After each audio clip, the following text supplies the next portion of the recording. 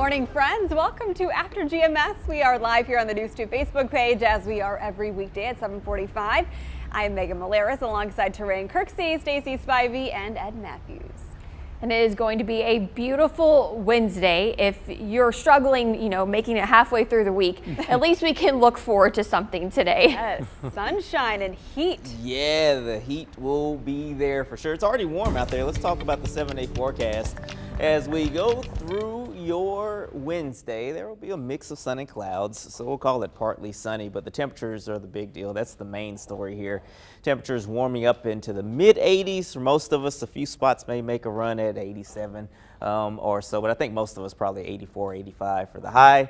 We should stay dry today, maybe a little breezy at times. We'll repeat this again tomorrow, except we will have a small chance of an isolated shower or two, still overwhelmingly dry on Thursday. Better chance of a few more showers Friday, not expecting a washout, and it's not going to rain everywhere, but more of us will see some shower activity as a cold front moves on through to end the week. And then behind that front, we're going to see a noticeable drop in humidity. The air is going to dry out. It's going to be a pretty pleasant weekend, kind of a refreshing air for Saturday and Sunday with temperatures cooler. It will be noticeably cooler with highs only in the low to mid 70s and morning lows in the 40s. And then temperatures will start to climb again as we go through next week. And we could see a couple of chances of showers. We're still nailing down the details on that. But all in all, if you like warm weather, the next couple of days are for you. That's a quick look at your 7-day forecast. Taran, thank you. Okay, if you're not a fan of these summer-like temperatures, you may wish you had a superpower to cool off the forecast. And it's National Superhero Day, so we want to know, if you could have a superpower, what would it be? This one I have been thinking about for quite some time this morning, trying to decide between, would I rather have the ability to fly, which I think would be incredible, or would I want the ability, like in Harry Potter, to be able to apparate and just like click and you're wherever you want to be? I think both involve transportation. Clearly, I'm not a fan of driving. So yeah, I mean, think about it. How awesome would that be if you could just imagine, okay, I want to be in Paris right now, and then you're there. That I would have to choose that. Yeah. Bon voyage. Have a nice journey. Yes, that would be awesome. Need a magic wand for that, though, and some Harry Potter spells. I would have to go with time travel. I'm not even sure if that's a superpower, but I think that's kind of a skill. I would love to go back in time, especially not necessarily to redo anything, but to be able to relive like special days. For example, like my wedding, I would love to just experience it all over again and really take everything in, because it goes by so fast. I'd also love to spend one more day with my grandmother, who we lost last year. So just, I think an ability like that, to be able to spend one more day with precious time, precious loved ones, would be a cool superpower to have. What about you? Yeah, that is a good one. Oh man, you all started off with a couple of good ones. I guess being a genie is not a superpower, is it? I'm trying to think of something where I can continue to do You're already other a things. Oh, like a genie, like if coming out of a bottle and you're like, hey, I want to make $1 million, boom. Or I want to make myself be able to fly, boom, do that. I'm trying to think of something that gives me multiple options. I don't want to be painted into a corner. But I guess I'll pick flying. Why not? I'll fly. I like the travel theme. I'll fly. What about you, Ed? Well, when I read that this was the topic of the day, I think flying was the first thing on my list. I like what Megan said about going back and seeing past friends and relatives who have passed on. But I love what Stacey said about being able to blink or snap your finger or whatever and be in another location. And Taran, you will relate to this because it made me think of the old Star Trek. When they got in I think they called it the transponder. Oh, the transporter, where they stand there on the pad. Yeah, they got there on the pad and they just disappeared and they reappeared somewhere else.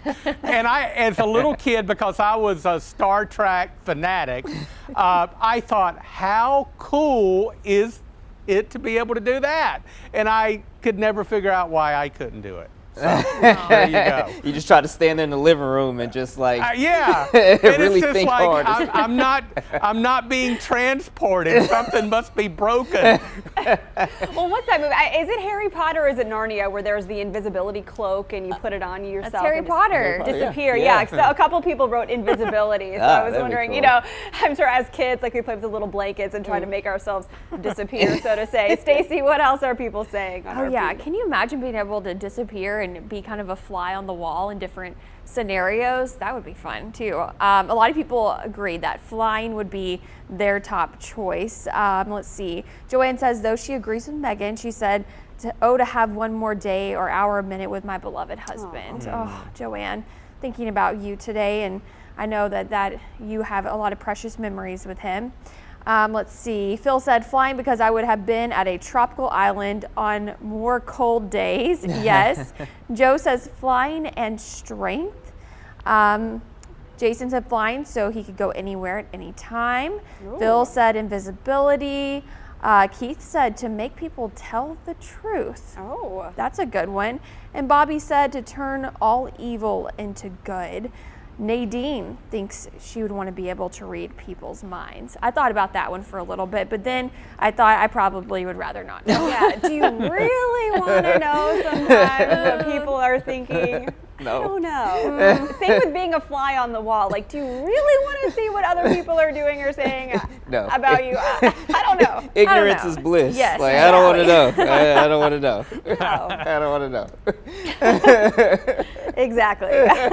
I mean, this is really good. You can continue weighing in on this. We might revisit this at the end, but let's go ahead and get to some of our morning headlines before our next conversation we know you are really going to want to talk about.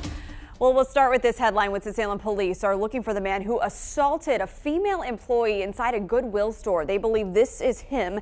Investigators say the man tried to steal some clothes when a woman at the front door tried to stop him. Look at what's happening here. He grabbed her by the neck and threw her to the ground. Oh my goodness, no update on her condition. Hopefully she is okay. If you recognize this man, call Crime Stoppers right away. The CDC, in case you missed it, says people who have had their COVID-19 vaccines do not have to wear masks while outside in most cases. The revision guidance or revised guidance applies to the nearly 97 million Americans who are fully vaccinated. Officials hope the announcement will convince more vaccine skeptics to get their shots. Today, you'll hear an update from Governor Roy Cooper and his COVID task force. That briefing is at 2 o'clock this afternoon. He's expected to discuss his plans for COVID restrictions in May ahead of his June 1st goal to ease some of the remaining rules in place. You can stay in the know by tuning into WFMY News 2, or if you are on the go or working at that time, just open up our free News 2 app. The Greensboro Police Department is taking a non-traditional approach to address violent crime. Last year, we had a record high 61 murders.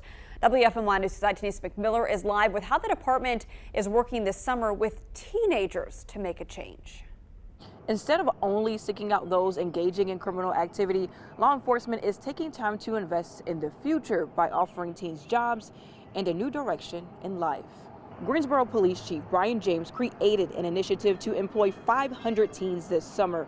Idle time and struggling financially to support families are underlying issues that police say can cause crime and violence. Through a collaborative effort, the department hopes to change that. Community agencies that work with youth will identify teens that can benefit from having a summer job. What's needed are local employers interested in providing training, structured learning, and income. Companies interested are encouraged to sign up through the city's website. It's important because I think we want to make sure that our youth have got something positive to do during the summer, because, you know, Chief James has said multiple times he doesn't want to continue to have negative interactions. So he wants them to be positive. And this is a great way to really make sure our youth have got things to do in the summer months when there isn't as much to do. Only high school juniors and seniors are eligible.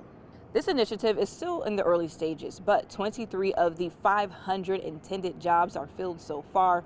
We'll have details on our website at WFMYnews2.com on how businesses can sign up. Who else loves strawberries? I do. If you're a fan of fresh fruit right off the farm, you'll be happy to know strawberries are growing in Greensboro and beyond. This is a look at the berries at Rudd Farm on Brown Summit in Greensboro. This is our drone Redbird 2, by the way. That farm started selling strawberries last week, a really good sign of spring. Ooh, and today, a day like today, is the perfect time to head out to places like Rudd Farm to get fresh fruit. Today and tomorrow will actually be the warmest days of the spring season. We want to know, what are you putting your AC on at home? Maybe 70, 75, or maybe you don't have it on at all. Go ahead and let us know in the comment section below. Meteorologist Christian Morgan tweeting, we're likely to see the warmest day of the year so far today. The hottest day so far, though, was April 7th, hitting 83 degrees, followed by April 8th at 82, and April 9th, 6th, and March 26th tied at third, with a Triad making it to 81 degrees. And it was 70 degrees at 11 o'clock last night. Chief Meteorologist Tim Buckley tweeting this photo saying, 70 at 11? Pretty good. But Walter making me laugh this morning with this one. He writes, outdoor temp is 81.5, indoor is 76. I'm on the verge of having to turn on the AC. I hate turning on the AC before June, let alone May. Rant over. So, what temperature do you keep the AC on when it is this time of the year and when it's time to turn it on? One viewer writes, 65. CRM from Hall River says 72, feeling fine. A lot of you already weighing in. We knew this was going to be a big talker because it's always a big talker, whether it's online or in your own household, maybe between the husband and wife.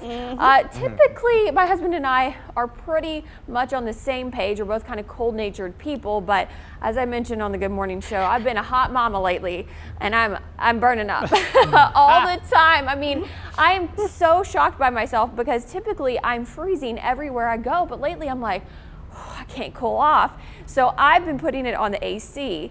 And then my husband wakes up after, I've gone to work, and he's like, it's freezing in the house, Stacy, and he turns the heat back on. And then I come home and I turn the heat off. It's just been a struggle. So right now, I think we finally came to a compromise that I won, that you're going to keep it on the AC, and it's set at 70. So I could crank it up a little bit, but yeah, I think the pregnant mama wins today and this year, right? Yes, and for the remaining few months There you go. of your journey, and then maybe he can have a say again.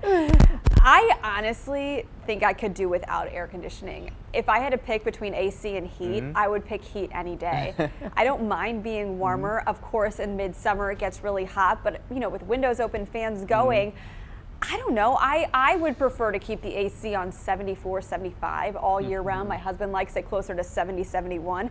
And because our air conditioning system in our house is so uneven, like certain bedrooms are stifling hot, others are chillier, we usually do keep it on the cooler setting just to make sure our son stays cool. But yeah, it is a thermostat battle in our house constantly. It has been for the past several years now. Turan, I'm sure that's not the case for you. Well, I usually just give in. Exactly. I got to pick my spots, though. Sometimes I'll just, quietly crank it down and just wait for a complaint, and then I'll turn it back up. I'm usually the warmer one in the house, and she's usually more cold-natured. So, we make it work. But I think usually we're somewhere in the 71 to 73 degree range. It just kind of depends on the day.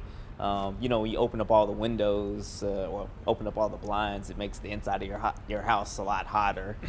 So those days can be a little bit trickier. But, at least maybe, we've reached the point of the year where you're not turning on the heat at night and then turning the air conditioner on in the afternoon. That's where we were, a week or two ago? Yes. So, progress, right? I don't know. What do you think, Ed? Yeah, well, you guys know how frugal I am. Frugal is a nice word for cheap. And so I like to keep an eye on the power bill. I'm very comfortable with 74, 75, and I think that's what Megan said. But as I talked about during the Good Morning Show, I have ceiling fans as well. So I use a combination of the two, and that seems to work out very well. But I'll tell you, when we get this incredible humidity that's headed our way eventually, I might crank it down another degree or so, and kind of dry things out in the house. But 74, 75 seems to work for me with the ceiling fans going on low. Yeah. Stacy, a lot of opinions already flooding our feed. Oh yeah, I love this conversation. So much fun. So Bobby says 70 degrees. Jessica says 72. Jason said AC is sitting on 70, doesn't get any lower. Heather says already have it set to 67, just need to switch from the heat to the AC. Bill says 68 degrees, but Megan, Jason's making me laugh replying to your comments. Because you were mentioning your husband likes it 71, you're more comfortable 74. He said, your poor husband, if you got it to 74, making him sweat. I said, poor me. I'm always cold because we usually set on his preferred. It's all right. We're grateful to be able to have AC, of course. It is a luxury not everybody has, and I don't take that for granted at all. Yeah, you know, definitely that is the case in many locations. We're not even talking about third world countries. We're talking about even here at home. So, you know, once we do start getting into those hotter times of the year, if you have a neighbor or if there's someone you know that doesn't have air conditioning, you do, and you can maybe invite them over. It's not a bad idea to do that. Heat is one of those things that can kind of sneak up on you medically and can cause issues. And it's one of those weather factors, and I think Ed will agree that it's not really talked about as much as it probably should be. So again, keep that in mind. But in the meantime, thankfully, Ed, we're not looking at any extreme heat coming. Oh, anytime, so. We're going to do our best to keep that away as long as we can. But I got a feeling as we get into summer, the heat and the humidity really going to go out the roof. But as we take a look at our 7-day forecast, this is the way things are looking. Really some beautiful weather. You know, we love it when we can have the warmth, and we're talking about the warmest days so far this year into the mid-80s today and tomorrow. Great without the humidity, so it feels really pretty good. We'll see a mix of sun and clouds. I'm seeing some of those extra high-level clouds right now, but in general today and tomorrow, sun and clouds and about 85. And then on Friday, a cold front moves through. It's not loaded with moisture, so by no means do I think we're going to see a washout day.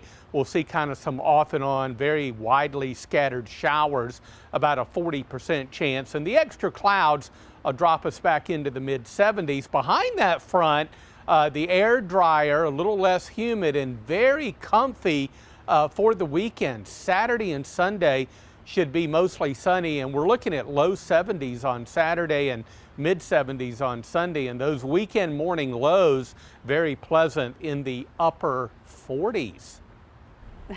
My mom's watching this, and she just texted me privately and said my dad and her like it at 78. And so that's where I get it from, okay?